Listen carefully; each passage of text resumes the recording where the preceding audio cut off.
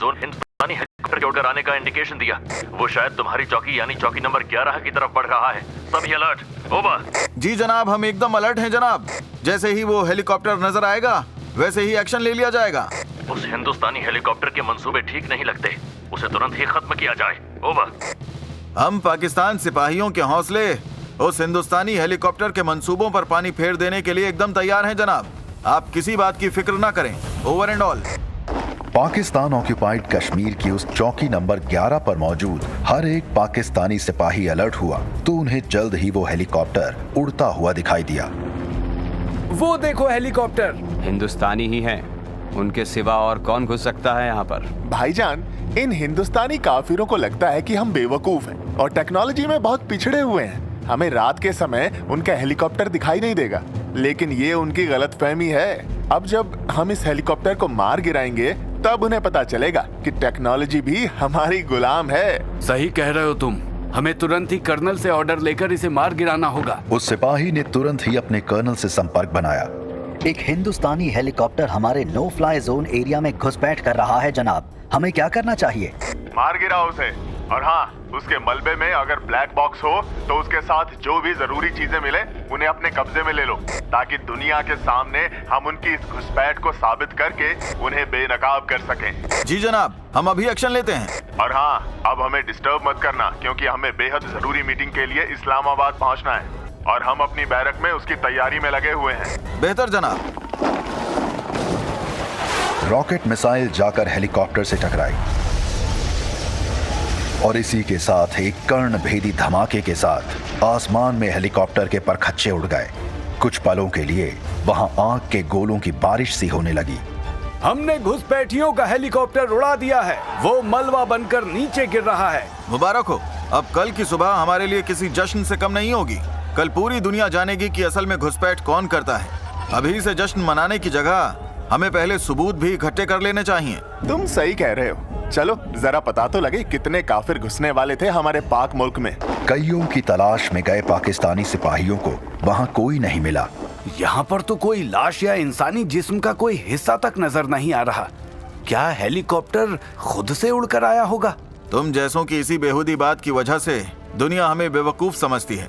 जरा सोचो, जिस ब्लास्ट में शीशे तक गल गए, लोहे के चिथड़े उड़ गए, उसमें तुम्हें इंसानी जिस्म कहां से नजर आएगा? वो देखो, एक मतलब की चीज तो है यहाँ, एक बड़ा ऑक्सीजन सिलेंडर। इतना बड़ा ऑक्सीजन सिलेंडर जो कि इस हेलीकॉप्टर में था।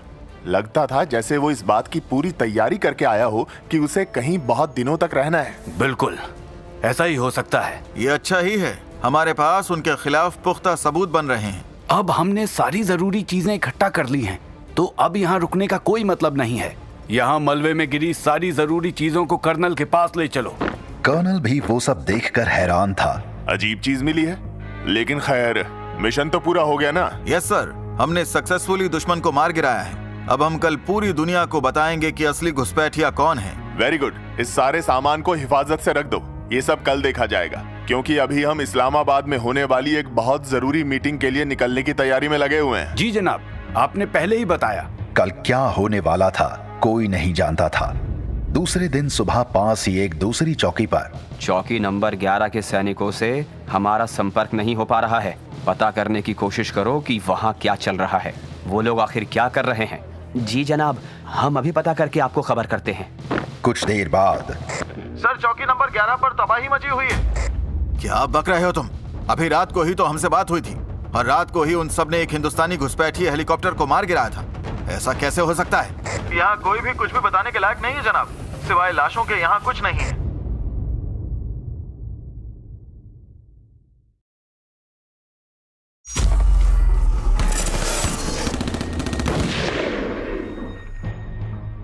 चौकी नंबर 11 पर मौजूद सारे पाकिस्तानी सैनिक हैरान थे।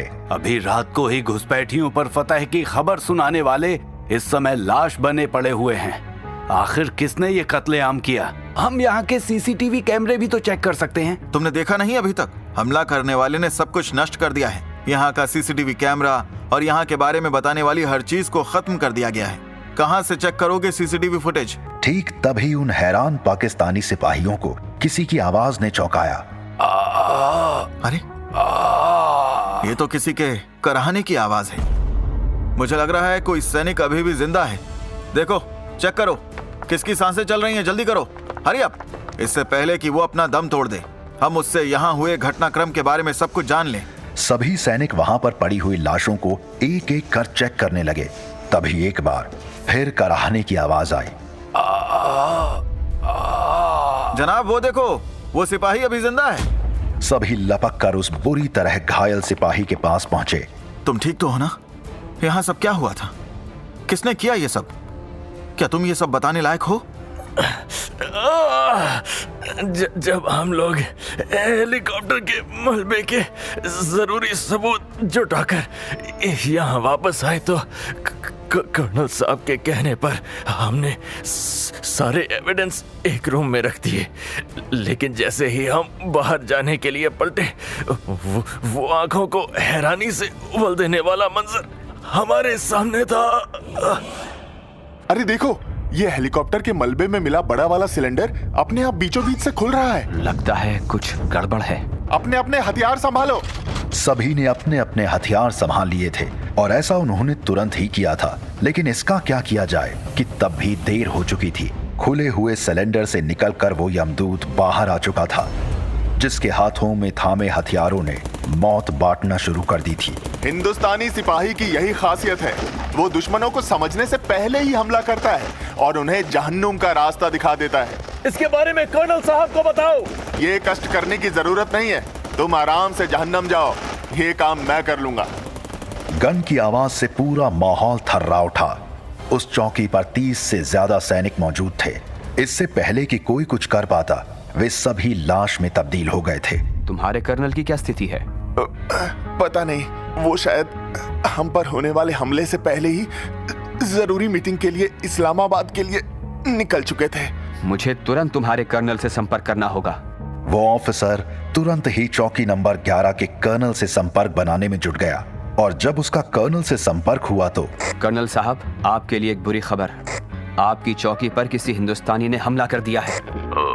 शायद ये तब हुआ जब हम इस्लामाबाद के लिए निकल चुके थे। क्या आप मुझे वहाँ की पूरी खबर देंगे? उस पाकिस्तानी ऑफिसर ने जल्दी जल्दी सारी बात उस कर्नल को बता दी। कोई सोच भी नहीं सकता कि हिंदुस्तानी इस तरीके से हमें चोट दे सकते हैं। 30 से ज्यादा सैनिकों को एक हिंदुस्तानी ने मार डाला। हमारे लिए ये एक शर्मनाक घटना है। हम इस्लामाबाद में होने वाली मीटिंग में जा रहे हैं, वहाँ हम इस बात को रखेंगे। अब आप ही बताइए यहाँ क्या करना है। मेरे ख्याल से वहाँ की घटना को ज्यादा तूल देने का मतलब है अपने आप को हिंदुस्तान की नजरों में कमतर कर देना। इसलिए मैं मीटिंग खत्म करके आता हूँ, फिर देखता हूँ क्या हो सकता है। ठीक उसी समय हिंदुस्तान में प्रधानमंत्री ने अपने आला अधिकारियों की एक बहुत ही सीक्रेट मीटिंग बुलाई हुई थी। तो जैसा कि आप सभी जानते हैं कि हमारी खुफिया एजेंसियों के मुताबिक पाकिस्तान इस समय जम्मू कश्मीर में एक बड़े हमले की तैयारी कर रहा है। इस हमले में करीब 5000 फौजी और 12000 के करीब सिविलियन निशाने पर होंगे। खबर पुख्ता है, लेकिन हम कोई डायरेक्ट एक्शन नहीं ले सकते हैं। सर, जब खबर पुख्ता है तो हम डायरेक्ट एक्शन क्यों नहीं ले सकते? हमें तुरंत कार्यवाही करनी चाहिए ताकि लोगों को हताहत होने से बचाया जा सके। आप ठीक कह रहे हैं, लेकिन पहली बात तो ये कि हमें ये बिल्कुल भी नहीं मालूम है कि पाकिस्तान का जो प्लान है वो क्या है और वो लोग कब और कहां सिविलियन के साथ साथ फौजियों पर हमला करने वाले हैं। और दूसरी बात, हम डायरेक्ट एक्शन नहीं ले सकते क्योंकि हमारे पास इस बात के कोई पुख्ता सबूत नहीं है, लेकिन जानकारी पक्की है। अब हम सिर्फ जानकारी के आधार पर कार्रवाई नहीं कर सकते हैं ना, इसके लिए हमें सबूत भी चाहिए होंगे। अगर बिना सबूत के हमने कुछ किया तो अंतर्राष्ट्रीय स्तर पर हमारी बहुत बदनामी होगी। सर, फिर हम अपने नागरिकों को कैसे बचाएंगे इस हमले से, जबकि प्लान के बारे में भी हमें कुछ भी स्पष्ट नहीं पता है, सिवाय इसके कि हमला होगा। और क्या हमें ये मालूम हो जाने के बाद हमने कोई कार्रवाई की है? इस हमले को रोकने के लिए एक आदमी पहले ही जा चुका है। प्रधानमंत्री की बात सुनने के बाद सभी हैरान थे। उन्हें उनकी बात पर भरोसा नहीं हो रहा था। सर, कहीं आप मजाक तो नहीं कर रहे हैं? इतनी बड़ी साजिश को रोकने के लिए केवल एक आदमी, भला वो कैसे उन्हें रोक पाएगा? लगभग ऐसा ही हमें भी लगा था जब उसने हमसे कहा था। सर, जैसा कि आपने अभी कहा, हमारे पास इस बात की पुख्ता जानकारी है कि हमारे लोगों पर पाकिस्तान की तरफ से एक बड़ा हमला होने वाला है, लेकिन फिर भी हम उस पर इसलिए कार्रवाई नहीं कर सकते क्योंकि अंतर्राष्ट्रीय स्तर पर हमारी इसकी जवाबदेही बन जाएगी। बिल्कुल ठीक समझे तुम, और हमारी समझ में नहीं आ रहा है कि हम क्या करें। सर, जब समझ में ना आए तो अपने शास्त्रों में लिखा है कि ईश्वर का नाम लेकर काम शुरू कर देना चाहिए, फिर अंजाम अच्छा ही होगा, क्योंकि ईश्वर जो भी करेंगे अच्छा ही करेंगे। हम समझे नहीं, तुम क्या कहना चाह रहे हो? सर, अभी आपने बताया कि हम पर हमला करने का जो भी प्लान होगा वो उस मीटिंग में निश्चित होगा जो कल इस्लामाबाद में होने जा रही है। बिल्कुल, सूत्रों का यही कहना है। अगर हम किसी तरह से इस्लामाबाद में होने वाली उस मीटिंग में शामिल हो जाएं, तो हम उस विनाशकारी प्लान को भी जान जाएंगे और उसे रोकने की तैयारी भी कर लेंगे। ठीक बात है, लेकिन इस्लामाबाद में होने वाली वो मीटिंग बहुत ही कॉन्फिडेंशियल है। हम हिंदुस्तानियों की तो धूल भी वहां नहीं पहुंच सकती। सर, अगर आप मुझे आदेश दें तो ये कोशिश मैं कर सकता हूं। क्या बात कर रहे हो तुम? ये एक असंभव काम है, एकदम नामुमकिन। माफ कीजिएगा सर, नामुमकिन काम को भी कभी न कभी तो होना ही होता है। मैं इस नामुमकिन काम को मुमकिन करके दिखाऊंगा। कैसे कैसे करोगे तुम ये सब? उसने बताया तो प्रधानमंत्री जी को ऐसे लगा जैसे उन्होंने कोई काल्पनिक परिकथा सुन ली हो। उनके मुंह से हैरानी से लबालब भरा शब्द निकले। क्या ऐसा हो सकता है? सर, कोशिश किए बिना कुछ भी कहा नहीं जा सकता, और आपने सुना ही है, कोशिश करने वालों की कभी हार नहीं होती। हमारी भी हार नहीं होगी, इस बात का मैं आपको आश्वासन देता हूं। लेकिन सर, प्लीज, सोचने का टाइम नहीं है। आप इमीडिएटली बेस पर मुझे कुछ साधन और जानकारियां उपलब्ध करवाइए। बाकी काम को मेरी कोशिशें और ईश्वर के भरोसे छोड़ दीजिए। फिर क्या हुआ? उसके शब्दों में ऐसा सम्मोहन था कि हमें ना करते ना बना। हमने तुरंत ही रॉ और सेना के तीनों कमांडर्स को आदेश दे दिया कि जो उसे चाहिए मुहैया कराया जाए। वैसा ही हुआ और वो अपनी मुहिम पर निकल गया। अभी क्या पोजीशन है? पता नहीं वो कहाँ है, क्या कर रहा है, कैसे कर रहा है। इस बारे में कोई भी जानकारी किसी को भी नहीं है। तो क्या हम एक आदमी के भरोसे इतने सारे लोगों की जान की बाजी लगा सकते हैं? अगर वो अपने कहे को पूरा ना कर सका तो मुझे नहीं लगता कि वो अकेले ये कर पाएगा।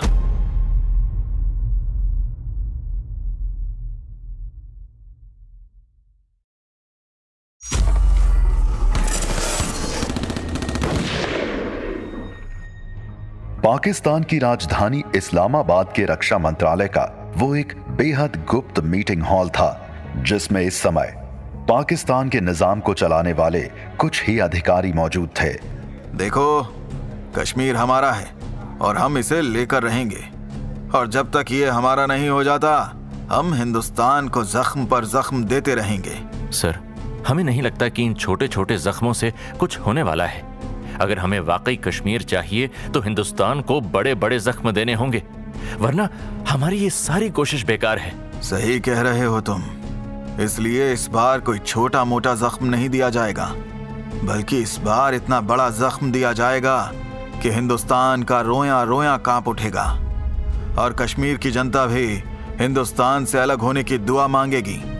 यही वजह है कि हम सभी आला अधिकारियों के साथ साथ कश्मीर से कुछ बेहद जरूरी चौकियों के कर्नल रूपी सिपह सलारों को भी बेहद जरूरी और सीक्रेट मीटिंग में शामिल किया गया है। सर, इस बार ऐसा क्या होने वाला है? इस बार हमारे निशाने पर करीब 5000 सैनिक और 12000 से ज्यादा सिविलियन होंगे, और इतनी बड़ी तादाद में सिविलियन के मारे जाने पर हिंदुस्तान को वो जख्म मिलेगा, वो दर्द मिलेगा कि वो सदियों तक इसे याद रखेंगे।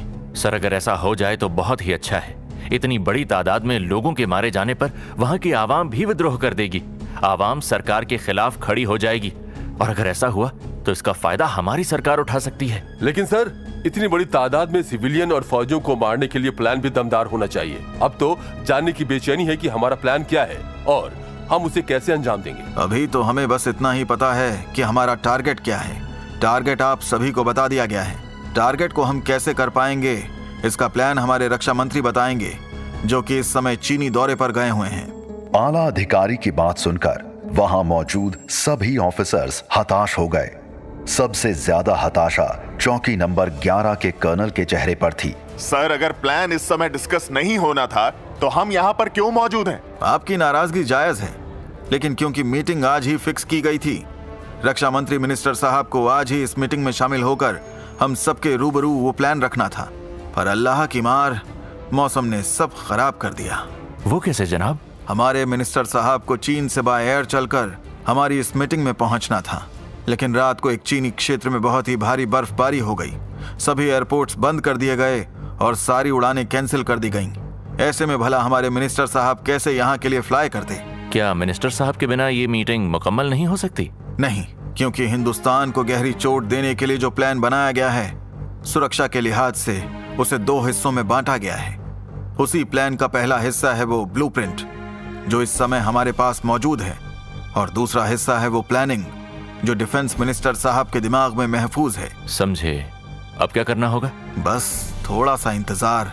डिफेंस मिनिस्टर साहब खराब मौसम की वजह से बाय एयर की जगह बाय ट्रेन आ रहे हैं। वो कल तक पहुंचेंगे यहाँ, इसलिए अब सारा प्लान कल ही डिस्कस होगा।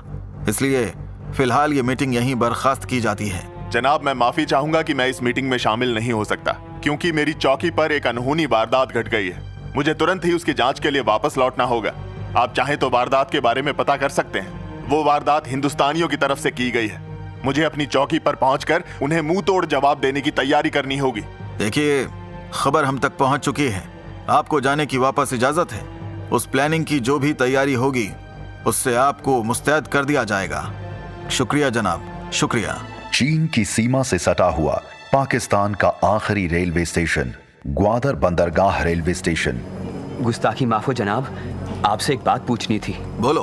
अभी कुछ देर पहले जो शख्स रेलगाड़ी में बैठकर इस्लामाबाद की तरफ रवाना हुए हैं, वो दिखने में तो बहुत ही ऑर्डिनरी थे, लेकिन उनके आते ही सारा तामझाम उनकी देखरेख में लग गया था, और ऊपर से उनके और उनके साथ के 3-4 लोगों के लिए रेलगाड़ी का पूरा कंपार्टमेंट ही खाली करवा लिया गया था। क्या चक्कर था?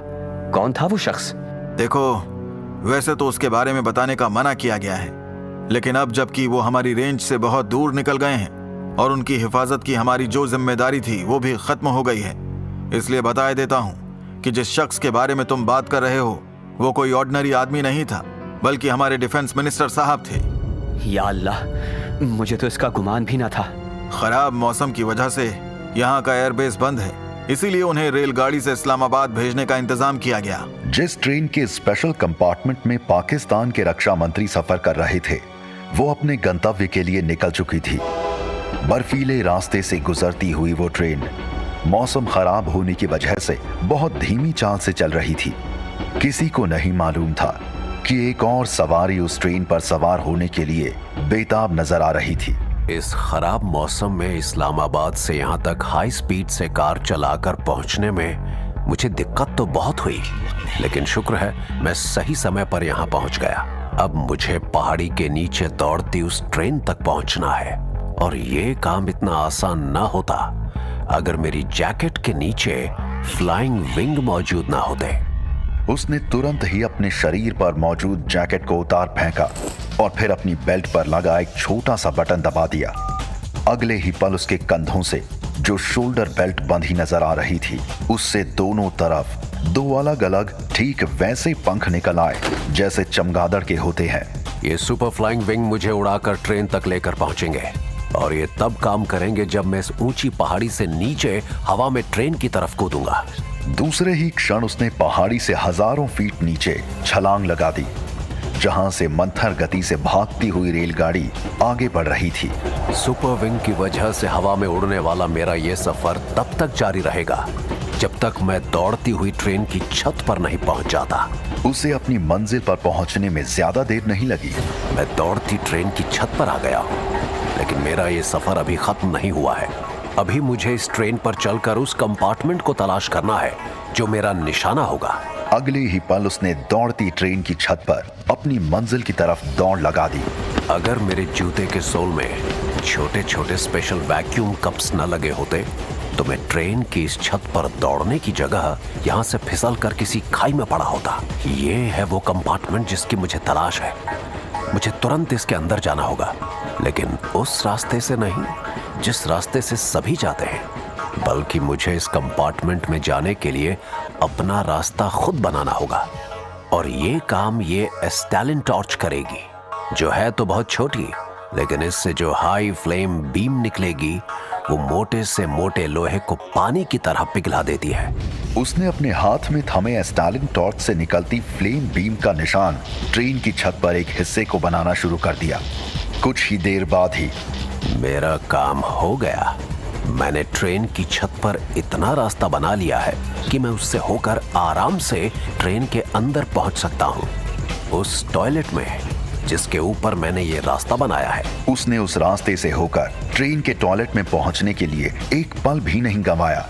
मैं ट्रेन के अंदर आ गया हूं। अब यहां से मेरे इस मिशन का वो हिस्सा शुरू होने वाला है जिसमें कण भर की चूक न सिर्फ सारे बने बनाए काम को बिगाड़ देगी, बल्कि भारत में होने वाली एक बड़ी तबाही का कारण भी बनेगी।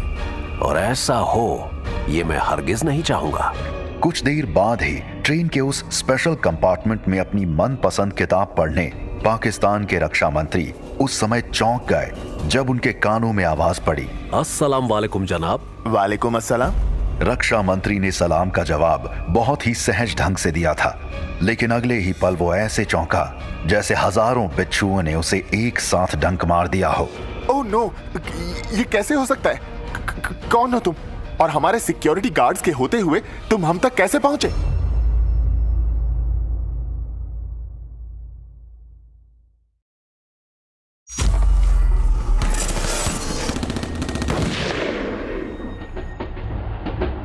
वो इस्लामाबाद की तरफ जाती ट्रेन थी जिसके टॉयलेट की छत को काटकर वो इस समय ट्रेन के उस स्पेशल डिब्बे में मौजूद था। मुझे अब बहुत ही सावधानी से आगे बढ़ना होगा। रक्षा मंत्री के सिक्योरिटी गार्ड पूरी तरह से मुस्तैद होंगे। जरा सी भी चूक मेरा सारा प्लान चौपट कर देगी। उसने वॉशरूम का दरवाजा हल्का सा खोलकर बाहर झांका। सामने ही कुछ दूरी पर 3 सिक्योरिटी गार्ड खड़े हैं।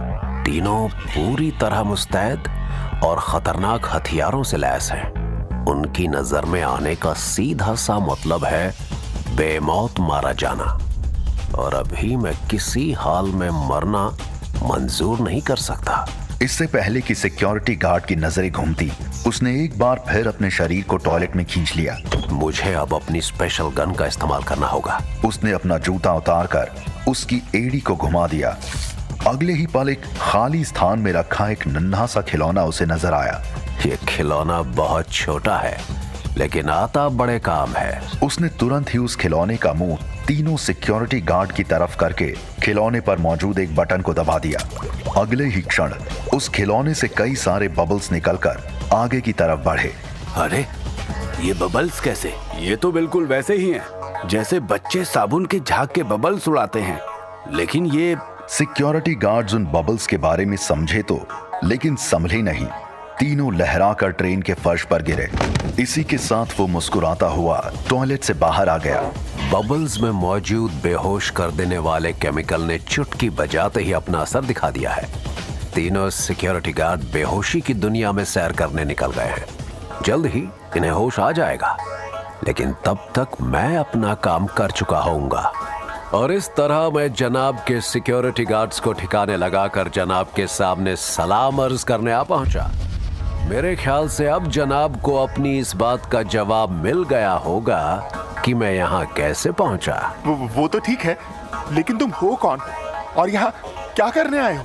मैं एक हिंदुस्तानी हूँ और मैं क्या चाहता हूँ ये मैं अगर बताऊंगा भी तो आपकी समझ में नहीं आएगा। ये कहता हुआ वो रक्षा मंत्री के सामने की सीट पर बैठ गया। इस्लामाबाद का सीक्रेट मीटिंग हॉल, जिसमें आज भी कल की तरह एक बहुत ही गुप्त मीटिंग चल रही थी। मुझे अफसोस है कि मैं कल की मीटिंग में शामिल नहीं हो सका। दरअसल मौसम खराब होने की वजह से बाय एयर आने की जगह मुझे बाय ट्रेन आना पड़ा, बस इसीलिए लेट हो गया। खैर, हम कंटिन्यू करते हैं। सर, हमारे ऑफिसर्स कश्मीर पर होने वाले हमले का प्लान जानने के लिए बेताब हो रहे हैं। इतनी बेताबी अच्छी नहीं है। हमें थोड़े सब्र और दिमाग से काम लेना होगा, तभी हमारा प्लान मुकम्मल होगा। वैसे आपकी जानकारी के लिए बता दूं कि आज से ठीक 5 दिन बाद कश्मीर में आजादी दिवस मनाया जाएगा, और इस जश्न को मनाने के लिए वहां के एक बड़े मैदान में लगभग 12 से 15 हजार हिंदुस्तानी इकट्ठा होंगे। इतना कहने के बाद मिस्टर अनवर ने सभी की तरफ एक नजर डाली और फिर बोलना शुरू किया। क्योंकि ये प्लानिंग हम काफी दिनों से कर रहे हैं, इसलिए हिंदुस्तान में मौजूद हमारे एजेंट्स ने पहले ही उस मैदान के नीचे एक सुरंग बनाकर वहां एक बहुत ही शक्तिशाली बम फिट कर दिया है।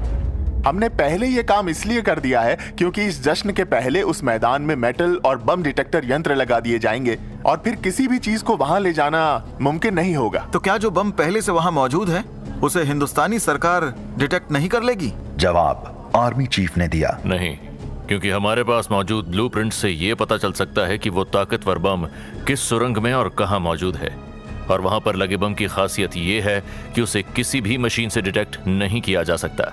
आर्मी के सब लोग ठीक कह रहे हैं। आगे की सुनिए। जैसे ही वो शक्तिशाली बम फटेगा वैसे ही वहां मौजूद लोगों में कहर बर्पा हो जाएगा। एक साथ इतने ज्यादा आदमियों के हलाक होने पर इंडियन आर्मी वहां के सिविलियंस को बचाने में लग जाएगी, और ठीक उसी तरफ हमारी तरफ से एक ऐसा हमला होगा जिसमें इंडियन आर्मी के लगभग 5000 जवान मारे जाएंगे। ये सब कैसे और किस टाइम होगा, इस सब को, इस प्लान को और अच्छे से समझने के लिए इसका ब्लूप्रिंट तैयार कर लिया गया है, जो कि यहाँ की एक वॉल्ट में सेफ रखा हुआ है। उस वॉल्ट को खोलने के लिए जनाब रक्षा मंत्री और मेरे फिंगरप्रिंट और आई स्कैन की जरूरत होगी। इसे हम अभी आप सबके सामने रखकर सारी तैयारी करते हैं। जनाब, मेहरबानी करके उस वॉल्ट तक चलेंगे ताकि हम दोनों अपनी बायोमेट्रिक आइडेंटिफिकेशन देकर उस वॉल्ट को खोल सकें और उसमें से ब्लूप्रिंट निकालकर सभी के सामने ला सकें। क्यों नहीं, आइए। रक्षा मंत्री और आर्मी चीफ ने बारी बारी से अपने बायोमेट्रिक आइडेंटिफिकेशन देकर वॉल्ट के लॉक को खोला और उसमें ब्लूप्रिंट को लाकर सभी के सामने रख दिया। साहिबान, हिंदुस्तान में तबाही मचाने वाली प्लानिंग वाला ब्लूप्रिंट आप सबके सामने है। आप सबसे इल्तजा है कि आप सब इस ब्लूप्रिंट को पूरी तरीके से समझें और अपने जहन में उतार लें ताकि हम जो तैयारी करें उसमें कोई कमी ना आए। उस ब्लूप्रिंट को अच्छे से देखने के बाद अब आप सभी जल्द से जल्द मुकम्मल तैयारी कर लें। ऐन मौके पर कोई दिक्कत नहीं आनी चाहिए। हमें हर हाल में इस मिशन को सफल बनाना है। ब्लूप्रिंट अभी भी बहुत जरूरी दस्तावेज है आर्मी चीफ साहब। जब तक हमारा मिशन पूरा ना हो जाए इसे संभाल कर रखना होगा। आप सही कह रहे हैं जनाब। तो लाइए, ये ब्लूप्रिंट हमें दे दीजिए, हम इसे अपने पास महफूज रखेंगे। जी जनाब। आर्मी चीफ ने वो ब्लूप्रिंट रक्षा मंत्री के हाथ में रख दिया तो वो मुस्कुराकर बोला, सभी अपनी तैयारी में लग जाएं। किसी से कहीं भी कोई गलती बर्दाश्त नहीं की जाएगी। इतना कहकर रक्षा मंत्री अपनी कुर्सी से उठे और ब्लूप्रिंट लेकर बाहर की तरफ चल दिए। और अभी रक्षा मंत्री को गए कुछ ही मिनट हुए थे कि मेज पर रखा वो फोन घनघना उठा। आर्मी चीफ ने फोन उठाया और उधर फोन से जो कहा गया उसे सुनकर आर्मी चीफ ऐसे चौंका जैसे अपने हाथ में फोन का रिसीवर नहीं बल्कि दहकता अंगारा थाम रखा हो। क्या क्या कह रहे हो तुम? दोबारा बताओ। फोन पर उधर से दोबारा जो कुछ भी बताया गया उसे सुनकर आर्मी चीफ की आंखें हैरानी से चौड़ी हो गईं और जब उसने बाकी लोगों को वो बात बताई तो पूरा मीटिंग हॉल जैसे कब्रिस्तान में तब्दील हो गया। कई लोग थे वहां, लेकिन सन्नाटा वहां ऐसा पसर गया था जैसे कब्रिस्तान में पसरता है, बिल्कुल पिन ड्रॉप साइलेंस।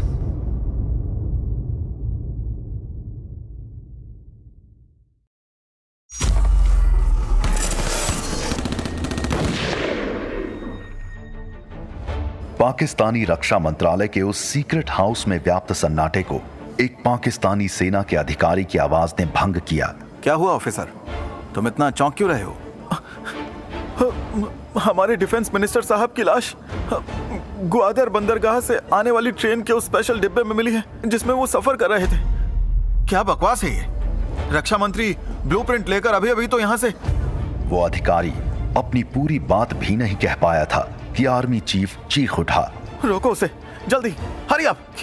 किसको रोकना है जनाब? और ये उसे जो भी हमारे बीच में हमारा डिफेंस मिनिस्टर बनकर मौजूद था। तुरंत ही 3-4 ऑफिसर एक साथ बाहर की तरफ भागे, लेकिन जिसकी तलाश में वो भाग रहे थे वो बाहर कहीं नहीं था।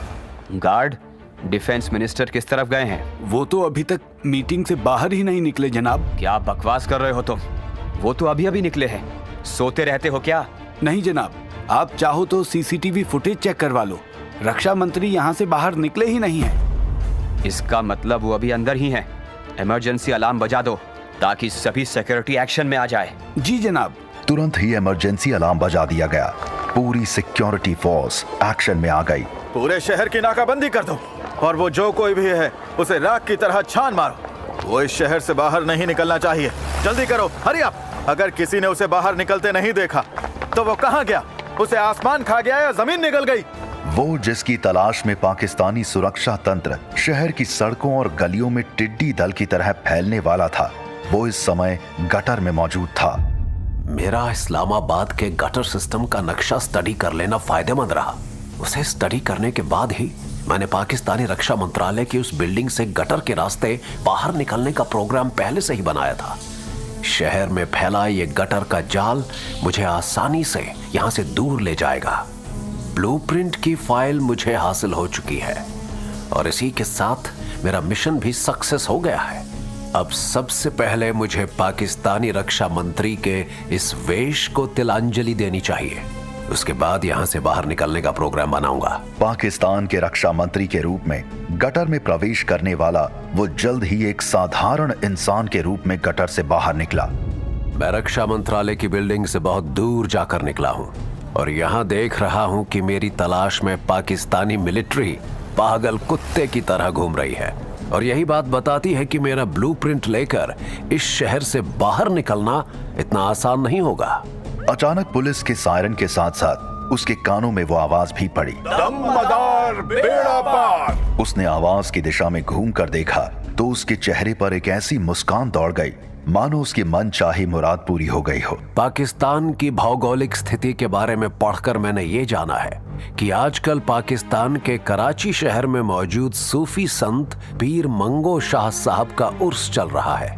इस उर्स में पाकिस्तान के कोने कोने से मस्त फकीरों की टोली वहां पहुंचती है। सामने नजर आने वाली मस्त फकीरों की इस टोली की मंजिल पर भी पीर मंगो शाह साहब की दरगाह है। मुझे भी मंगो पीर से अपनी सलामती की दुआ मांगने के लिए उनके दरबार में हाजिरी लगानी चाहिए। दमदार बेड़ा पार।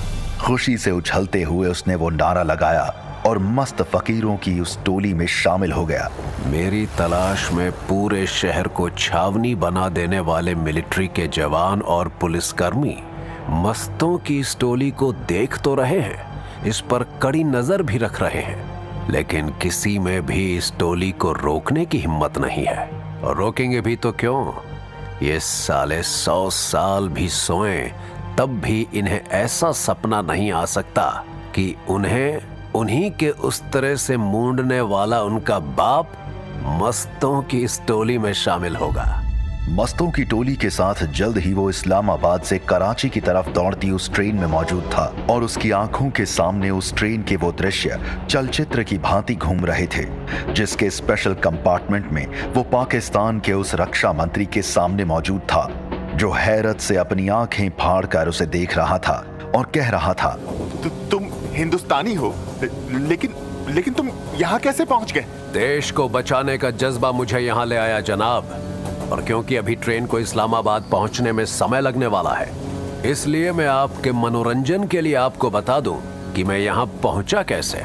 मेरे इस सफर की शुरुआत तब हुई जब मैं भारत के माननीय प्रधानमंत्री से पाकिस्तान जाने का ऑर्डर लेकर एयरफोर्स बेस पर एयरफील्ड कमांडर के सामने था, जिन्होंने मुझसे कहा था, देश को बचाने की बड़ी कार्यवाही के लिए एयरफोर्स अपने एक हेलीकॉप्टर को तुम्हारे प्लान के मुताबिक नष्ट करवा सकती है, और देश को बचाने के तुम्हारे जज्बे को भी सलाम है मेरे दोस्त।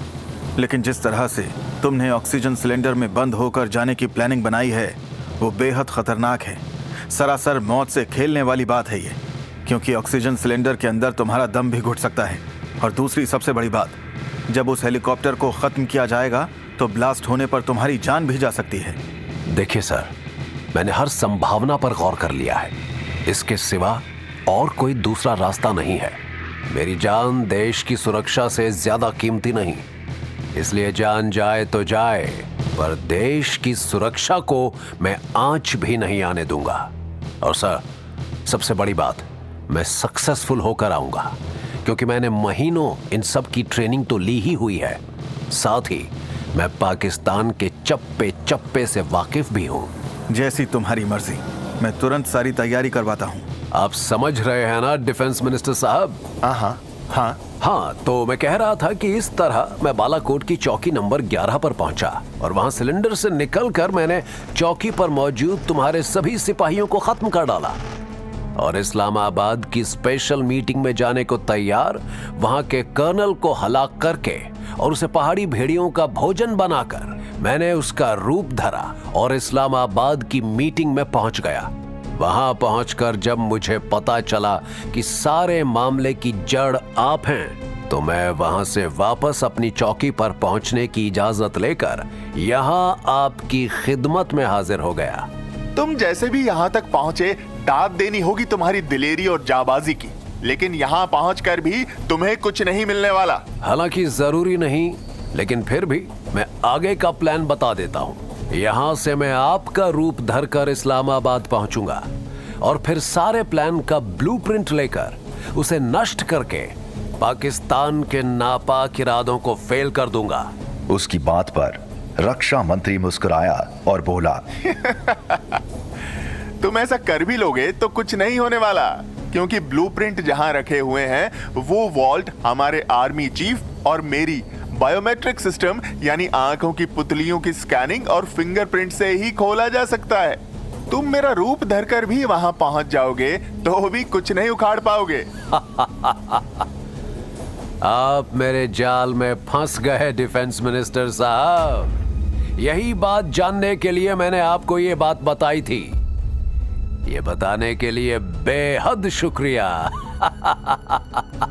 तुम बेहद शातिर इंसान हो, लेकिन तुम जो सोच रहे हो वैसा कुछ नहीं होने वाला। जैसे ही ये गाड़ी इस्लामाबाद पहुंचेगी, वैसे ही तुम्हें मेरे साथ देखकर गोलियों से उड़ा दिया जाएगा। ऐसा नहीं होगा, क्योंकि इस्लामाबाद स्टेशन पर मैं पहुंचूंगा ही नहीं, वहां तो सिर्फ आप ही पहुंचेंगे।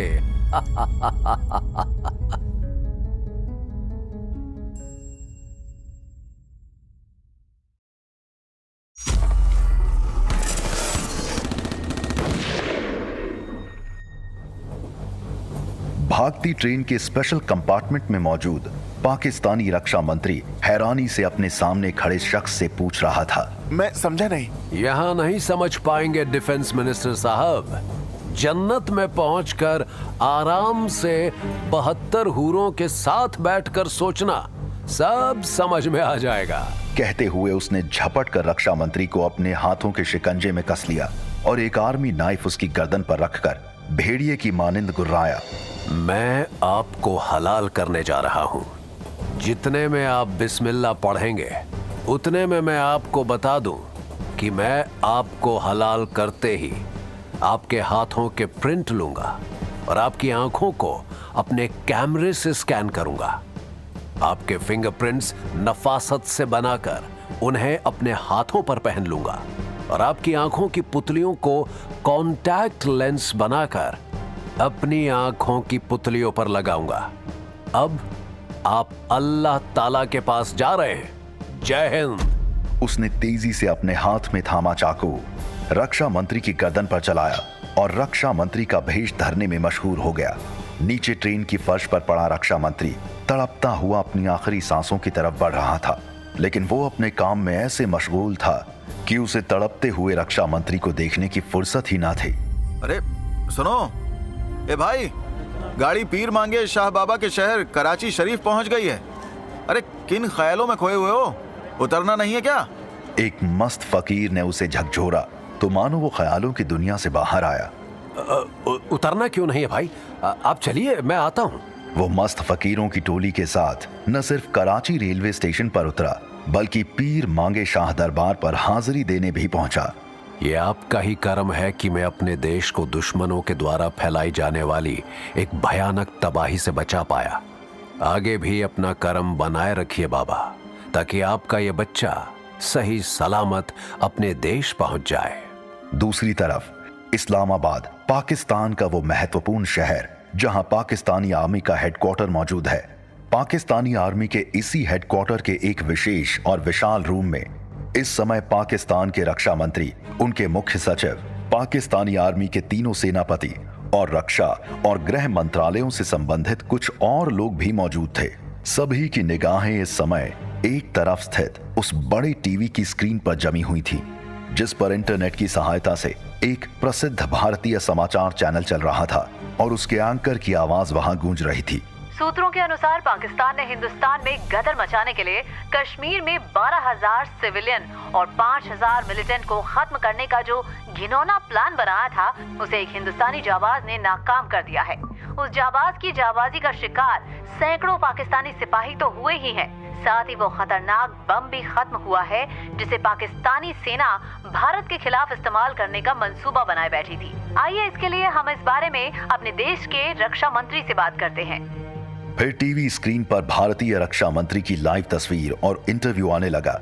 इसी के साथ पाकिस्तान के नवनियुक्त रक्षा मंत्री दिलशोज नवाब ने अपने हाथ में थामी पानी की बोतल को जोर से टीवी की स्क्रीन पर दे मारा। टीवी स्क्रीन के चकनाचूर होते ही रक्षा मंत्री दिलशोज नवाब ने राहत की एक लंबी सांस लेते हुए कहा, बहुत दिनों के बाद टीवी को इस तरह तोड़ने से दिल को राहत महसूस हुई है। मुख्य सचिव ने तुरंत ही रक्षा मंत्री की हाँ में हाँ मिलाई। सही फरमाया जनाब ने। ऐसी राहत अक्सर तब महसूस होती है जब हम हिंदुस्तान पाकिस्तान क्रिकेट मैच में हिंदुस्तान से हार जाते हैं। पुराने रक्षा मंत्री की मौत के बाद नवनियुक्त रक्षा मंत्री दिलशोज नवाब ने खा जाने वाली नजरों से अपने सचिव को देखते हुए कहा, देखने वाली बात यह है कि हिंदुस्तान की तरफ से जो सर्जिकल स्ट्राइक की गई वो पूरे तरीके से प्लान्ड थी और उन्होंने अपने ऑपरेशन को सक्सेसफुल करने के लिए जिसे भी भेजा उसे हमारे ठिकाने के चप्पे चप्पे की जानकारी थी, हमारे हर मंसूबे का पता था। क्या हम गलत कह रहे हैं? पाकिस्तान के नए आर्मी चीफ आबिद जैदी ने रक्षा मंत्री की बात का समर्थन किया।